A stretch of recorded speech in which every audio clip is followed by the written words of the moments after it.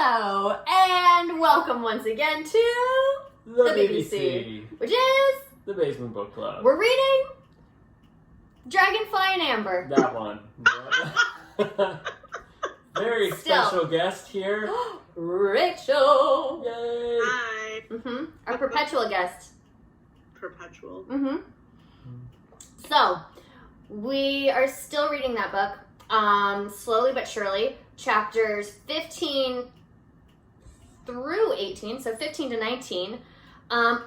Quick plug though. Rachel, the very talented writer here, has a pilot called Deadweight. We're doing a Zoom reading of it on August 30th, 7 p.m. Eastern Time. Be there. 4 p.m. Pacific time. That too. Yeah. Right. We'll have info in our social medias. Anyway, this book. So, it begins with, some music. Some Bach. Bach. Some At Bach. this point, we're all listening to the audiobook, and the narrator is really aggressive with her Bach pronunciation. Multiple word. Yeah. So, Jamie has been trying to steal some letters with little Fergie, and they find some music, and somehow he knows that Hildegard, the nun at the charity hospital, is a musician, and so he's like, let's take it there. So he does, and she looks at it, and she's like, Bach.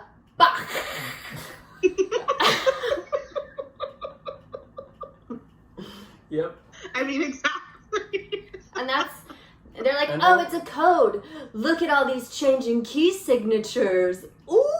But Claire, like, they decide to have like a slumber party, and then they figure it out, right? Mm-hmm. Yeah.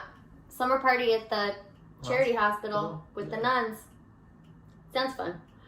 I don't understand how Claire just like knows everything and knows how to do everything. It's very convenient. It really is. She can read music, she can play music, she can, I don't know, as we will see later, like repel like would-be rapists with just like her face. Like, I don't know what's going on. It's a lot. She's got it all covered. She's every woman. It's all in her. Like that. It's all Claire. Just like that. Anything you want done, baby. Then what happens? Then they're like, then the next chapter, it's like, we found out that maybe there's some English dude helping Prince Charles. That's all. And then it was pretty much a dead end. And then there's some weird times with Jamie coming home from hanging out with the Bonnie Prince, who's doing a lot. Doing it all. In brothels. Jamie comes home with bites everywhere. That's a whole chapter. It's a whole chapter. It's also it's a whole chapter to just really remind you, and I do think she does a good job of reminding you every few chapters, like, that these people are, like, in a very toxic relationship. Yes. Like, they just keep talking about how they, like, he's like, I both want to, like, almost rape you and also make sweet love to you. And she's like, I want to punch you in the face, but also I wish I was pregnant with you instead of this baby so I could take care of you and you could be inside of me all the time. Yeah. And it's very strange. I'm personally not into it. No. It makes me uncomfortable. Oh, yeah. I'm Team Nessie all the way. Like, forget this guy. That's a weird chapter. And then Claire gets poisoned, and oh my god, I totally forgot about that. Well, as one does when everything else is going on. So much happens. She gets poisoned, and then she's like, you know who would know about this? The frog wizard. And so she goes to visit him, Froggy Wizard, and he's like, it's one of two people. One of them I don't know. The other one is the wife of the dude who was hitting on you at a party. Yeah. So now we know the age-old question of who the Gossip Girl is. It's the Frog Wizard. Yes. Yeah, they gave it away real quick here. XOXO. Yeah. Yeah. So then he's like, yes, I gave them the poison. Here, have this magic crystal that will light up, or it will indicate when there's poison around. It's like, is this Sting? Is this Lord of the Rings? Where are the orcs and goblins? I would like more of that if that's what we're doing. Yeah. Just a crystal. So she's got her little crystal. And then there's some bombing nearby. Like somebody accidentally lit some gunpowder with, I don't know what they lit. It's literally only so that character can plausibly be raped. I don't know. Yeah, and that's what happens. Mary Hawkins is at the charity hospital. There's a little posse of Mary Hawkins, Claire, Murtaugh, and Fergie trying to get back home, and this band of jerks grabs them and rapes Mary. And they're about to rape Claire, but then they don't because they see the crystal? And they think no, it's she's because not I think or because she's so pasty. The way her like face looks in the light, she looks like La Dame Blanche. So I'm guessing is a witch. Yep. So they think she's a witch or something. Pays to be a witch in this situation. Oh, we won't touch her. Oh, I thought it was because they saw the crystal, and I was like, wow, that thing wards off poison and rapists.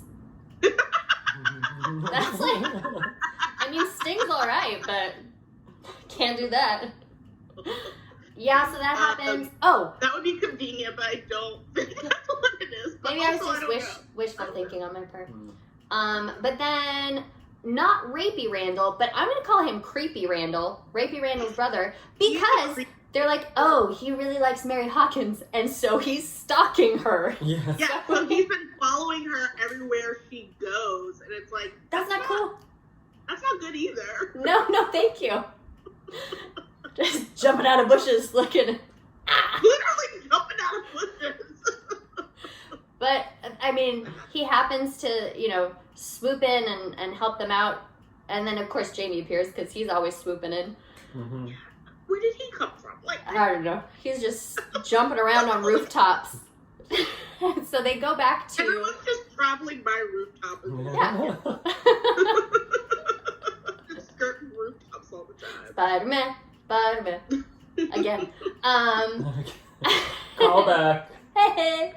And then, then they're like, oh, but we have a dinner party to get back to, and we want to see if Saint Germain is the one who poisoned you. Oh, so let's just take the rape victim back, and Creepy Randall back. So they're just hanging out in the house. He's watching her to make sure she's okay. Or doesn't get out. And they also drugged her, right? So oh, yes. Of course. They drug everybody. Poppy stuff, yeah. Mm-hmm. Giving her the opium. Yeah. And so they're having a dinner party downstairs, and it seems that... Who do they think? They think Hawkins, Mary's uncle, is maybe a Jacobite and is supporting our Princey Boo. And they start talking about ruffians going around, and then she's like touching her stone, so there's a lot going on. She's touching her stone so that somebody will notice, and she'll be like, oh, this old thing? This wards off poison.